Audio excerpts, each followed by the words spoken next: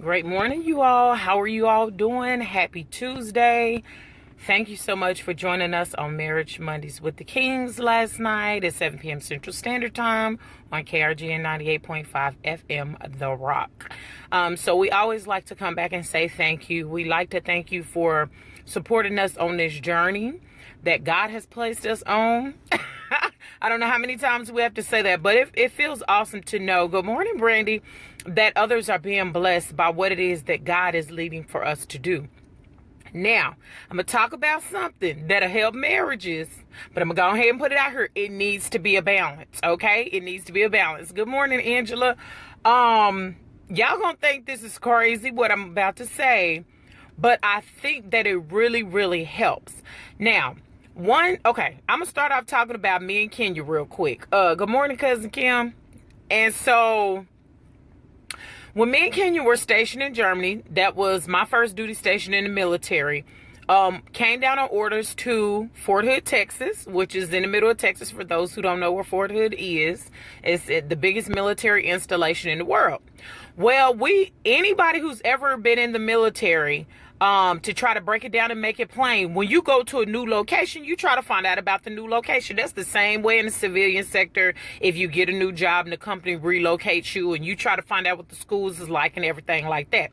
So what we were told was that Fort Hood at that time, and we're talking about 1999, that Fort Hood was the divorce capital of the world, which means that they was number one in getting divorces in this area. So, of course, me and my husband just got married, and we were scared. I mean, straight out scared. You heard me? Because I was like, Lord, I don't want to go here. We both in the military. We end up getting a divorce. Follow me now. So the pact that me and my husband made, now this is when we first got married, we made the pact to not go anywhere. And I do mean anywhere. I mean the corner store. I mean Walmart. Don't go anywhere without each other. And that's what we did. And it was cool at first, and it worked. Now, what I'm talking about today is sometimes in marriage, a great deal of time, there need to be a place of separation. And I don't mean you separating from your spouse, getting a divorce, that type of separation. What I'm talking about is, me and my husband has spoke oftentimes about how it is that the wife, you need to go spend time with your friends, maybe a little weekend getaway or a little shopping trip for the day or something like that. And then the husband, you need to go get your little fishing trip with the guys, with the fellas. You know, maybe y'all go hunting in the woods, whatever the case may be. But there need to be a brief time of separation in the marriage. Why is that? One thing that I've heard people say, and it's not that we don't love our husbands and our wives when we say this, but I've heard people say, I can't be around my spouse 24/7. The question has been asked, can you work with your spouse and then come home and be around your spouse? Like, And so me and my husband have made this pact, and actually it was good at that time. But what we need to do is we need to reassess the things that we do in our marriage as our marriage progresses. Because what used to be good in the beginning may not be good at the season in which you grow to, you know. And so it was a nice thing. But then, to be honest, we started getting on each other's nerves. We start arguing and fighting all the time. It was like, why you need to go with me here? Why you got to, okay, we made this pact that this is what we were going to do. Now, in the military and sometimes in civilian jobs, you'll have the, where you have to go away for the job for about a week or two, whatever the case may be. When you have that time of separation in your marriage, it gives you and allows you that time to miss your spouse.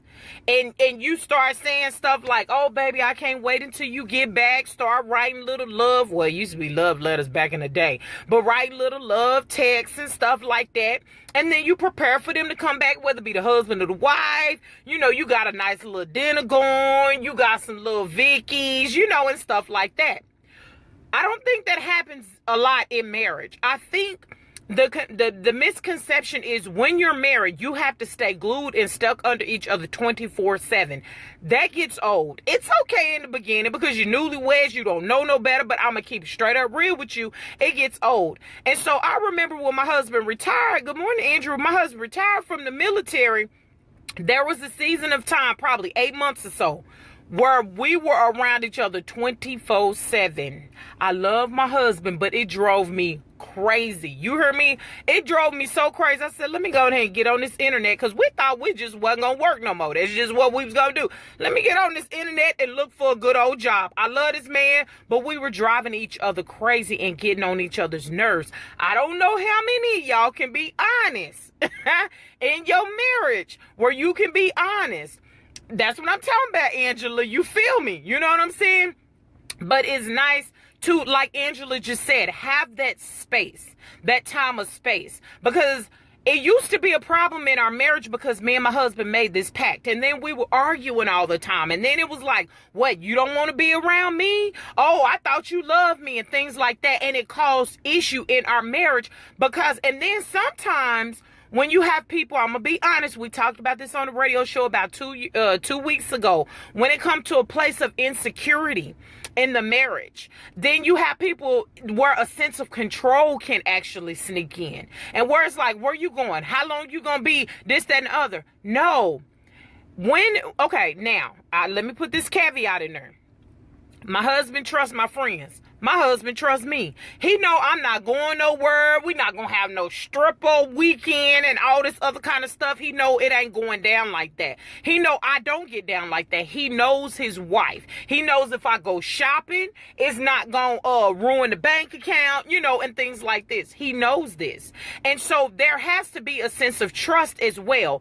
Don't let the insecurity kick in to where all you doing is, what you doing? What you doing? What you doing? What y'all doing now? Oh, y'all went here? No. Allow your husband or your wife to have their space to relax. Because it actually made me think about Jesus. And I know Jesus, you know, some say he was married. I don't believe that. But it reminded me about Jesus, right? Good morning, Yvonne from California, girl. So Jesus, he had to take some time away from the disciples. And if you remember in the New Testament, Jesus had to go have his time before God. He had to go his time and pray or whatever. For some people to say, well, I don't really have friends like that or whatever. Maybe you attend a church and they have women's conferences. They have men's getaways and things like that. Tap into things like that, because me and my little sister was talking about this yesterday. As y'all can see, we talk a lot just like me and my grandma. Wives, we do so much, we give so much. But when we give so much of ourselves, it leads to the road of burnout. It leads to the road of, they don't appreciate me. These jokers is ungrateful. I'm always cleaning up after them, cooking, running them here and there, whatever the case may be. You need some time of refreshment, okay? You need some time. So that's why I like going to, you know, I go to a women's conference where they have a getaway retreat or whatever the case may be. And I just need some time of refreshment. I was talking to a good friend yesterday, and they have a women's group. They're called the Divas. That's what they're called. A women's group where they just get together once a month. They get their little woosah on. You see what I'm saying? Don't nobody got to know whose job is what, who's making what money or whatever the case may be. No, they just get together and have a good time. Sometimes they get together and they go away on trips. No drama, no issues. How many of y'all can say that y'all can actually plug into that? How many of y'all can say that y'all can actually do that? You need your time of space, I'm telling you, in marriage. And people think that I'm crazy when I say this, but I'm telling the truth, because what'll happen is you're going to get on each other's rabbit behind nerves. I'm trying to tell you. Ladies, don't be tripping. If you trust your husband, good morning, cousin Michelle. If you trust your husband, let your husband go away. Now, I know my husband's friends over the years and stuff. He been on hunting trips over the weekend and stuff like that. I didn't badger him. I didn't say, when are y'all coming home? I didn't say none of that. I said, baby, I love you. Y'all have fun. Be safe. I'll see you when you get back. When you come to that place of maturity in your marriage, in that place of growth in your marriage, I'm telling you, your marriage will succeed. Because just like we always say, the husbands and wives, y'all need to get away from the kids for a little bit, and y'all need to date. That's as important as the husband needs to get away a little bit. He need to have some time. They give him time to clear his head, realize what he have, how much he misses his family, and things like that. And wives, it need to be the same thing for you. You love your husband, you love your kids, but you ain't trying to see them jokers 24/7. That way, when you come back refreshed. That's just like a workaholic. That's just like an individual where you on your job. That's why me and my husband say it's important to plan a getaway trip, Even if you're an individual, plan some time away from that job, plan some time away from your everyday. If you're married, plan some time away as a couple. Kids, we love y'all. But yeah, we're going to be back, because this is what I'm telling you. That what you do, you are teaching your children, you are teaching the people, the little people, as me and my friend always said, they look up to you. You're teaching them how to take a break, because our body was not built and designed to be running 24/7. Even God on the seventh day, when he created the heavens and the earth in Genesis, took a break, okay? We are not taking breaks. That's why we're ending up with blood pressure. That's why we ended up with depression, anxiety. We ended up with sugar issues. Our health is failing. Our kidneys are failing. It's so much. If you look at it back in the day, think about it, right? You had longer marriages. They put up with each other. Hey, my sister's on there. Okay, I'm back to it. They put up with each other. They was married for 60, 70 years. Now, what is the longevity of a marriage? That's why I believe another reason why me and my husband put this on our heart and gave us this our mission to do. The longevity of life. Them jokers used to live as about as old as Methuselah. That's what the country folks used to say. I really don't know how old Methuselah lived, but they used to live a long life. And some of the stuff that they went through can't even tap. I mean, the stuff that we go through ain't nothing compared to a lot of the stuff that our ancestors and our older people have went through. But what they would do is have that time of rest. Because I remember my papa and them used to get up, go to church on Sunday, honey. It was no work. They didn't do that. They would eat and they would rest. How many of us say that we can do that now? How many of us say that we can do that? How many of us, the husbands, the head of the household, say, no, the Sunday is our Sabbath, or the Saturday is our Sabbath, or whichever day you consider to be your Sabbath, your time of rest? How many of y'all can say that you actually do that? I'm going to keep saying it. Don't fall into the mindset to where we paper chasing. I talked about this some time ago with some money, to where it is hindering our individual selves, our marriage, and our families. We need a time of break. Wife, husbands, I've seen where husbands have planned for some time for their wives to get away, to have a nice time. Honey, I'm gonna take care of the kids. Don't worry about it, because that's the most thing that we take care of when I worry about when our babies are little. I'm telling you, you go and you do you. You need the time of space. Like Angela just said, I don't want to say separation, because then people think we encourage people to have divorces and all that, and we ain't. You need that time of space. So is that time planned? One thing that we used to do is we used to plan our next upcoming year. How many of y'all in December of each year thank God for what he brought you through, what he brought your marriage through and your family through, and then next year you start planning for your getaway? How many of y'all have some good girlfriends or husbands? You got some homeboys where you could just go and get away. I don't care if y'all take a day trip and go get out on the boat and go fishing. You don't understand how relaxing, rejuvenating, and how healthy that is for your body when you get away. But if you are in a marriage where it's controlling, if you are in a marriage where, husband, you don't like your wife to leave out of your sight because you think when you turn around she gonna end up with somebody else, or wife, you insecure, let me keep it real, y'all know that's what I'm gonna do, and every time you think that your husband at your sight, that he gonna be pushing up on somebody else and all that, first what y'all need to work on is trust issue, because that's, y'all got some insecurity and some trust issue up in there. But if you ain't come to a place in your marriage, because I done told my husband, especially when you see your husband, if he's a workaholic like mine is, because he's so passionate about what he do, and if our husbands or wives have those type of jobs that are high strung, high stress, I'm telling you, if they don't end up relaxing, they gonna end up spending some time in the hospital. Because one thing that I know is God will set that tail all the way down. I used to run myself so much to where I would end up on bed rest for at least a week after being on IV all day, because I was stressed out and I was running myself and I was lying to myself, because that's what the devil do, and tell you that you're doing it for your family. So getting back to what I was saying, husbands and wives, I need you to pay attention to your spouse. My husband's in suicide prevention. That can be draining when you hear, hey, Andre, how are you doing? Thank you for joining us. When you hear death after suicide, after suicide, after suicide, this person had this kids, their wife took a gun and shot all this other kind of stuff. And I told my husband, I said, look here, Joker, you got a choice. I said, either you're going to be going to Colorado to go hunting with your homeboy, or I'm about to put you on a plane to Georgia and go fishing with your other homeboy in Georgia. Which one is it? You got a choice. Because like I always tell my husband, and we need to start practicing this in marriage, I need my husband. You hear me? I don't want my husband checking out on me. There are too many young people in their early 20s, their 30s, and their 40s that are dying of heart attack, stress, and everything else. So quit trying to be overbearing and controlling and have balance. Now, this is the flip side of it. I'm going to be real. This is the flip side.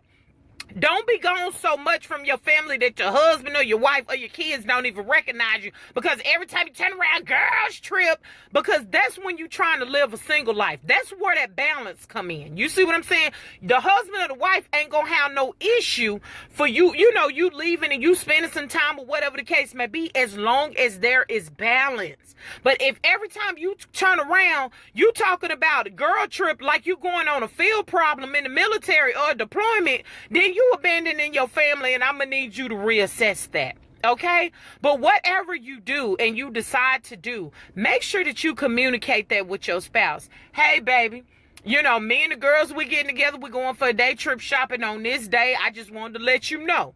The husband, don't just be jumping up, packing your bags and then all that stuff you leaving tomorrow, because then that's going to send up some red flags. Why you always packing a bag and you leaving the next day, bruh? I'm just saying, that's sending up red flags. So you need to effectively communicate. Hey, baby, in 2 weeks, me and the guys talking about getting together. We're going to go to this cabin. We're going to go fishing. We're going to go hit up a range or whatever the case may be. So if you ain't got nothing else out of what I said today, what I need you to understand is there need to be a space. It's okay to have space in your marriage. It's okay to have that time. And then when your spouse go away and you miss them, especially if they're going away for the job and they're going away for a week or 2 weeks or whatever, baby, ladies, Mama Shan about to come out. I'm going to need you to go ahead and make sure it's smelling good when that joker come back up in the house. I'm going to need you to visit some good old Vicky or whatever the case may be, fellas. I'm going to need you to have it smelling good. I don't care if you can't cook. Get you some hot dogs out on the grill, something, make it romantic with a couple of candles. I'm going to need you to go visit Under Armour. Them is the draws, TMI. But anyway, I'm saying I need you to lay it out and make it right when it comes to your marriage. Let your spouse know how much you miss them. I know one thing that I used to do when my husband was deployed to Iraq for a whole year. I used to sit down at the end of the day and I would type my baby a letter every day, and I would send it to him just to let him know how much I missed him and how much I care for him and how much I appreciate him. See, we're not communicating in marriage. We're not telling our spouse how much we love them and appreciate them. Even if we see them on an everyday basis, you need to tell them how much you appreciate them. That's why we have so much breakdown in marriage. But it is okay to have a time of space in your marriage. And don't badger your spouse. Wish them well. Pray before you leave. Pray over them that God will cover them and keep them, that they would have a good time and they will make it safely back to you. It is an okay thing to do. But if you don't do it, it leads into insecurity, it leads into control, and it leads into separation and ultimately the divorce of your marriage. So it's okay to do that. So I encourage y'all to take some time just to get away. Jesus did it in the New Testament. God rested in Genesis on the seventh day, on the Sabbath, whichever day that's considered. I encourage you to do that, because if not, it's going to hinder your marriage in a negative way. So again, thank y'all for getting up with your girl, supporting me, Queen. Marriage Mornings with the Queen. Thank you so much for supporting Marriage Mondays with the King. It does our heart good. Now, if y'all could just share this with somebody, if you ain't never liked our page, do that. It's free. It ain't gonna hurt you, but be a blessing to somebody today and not a curse. And don't let anybody steal your joy. And your girl Shannon be back with y'all tomorrow. God bless.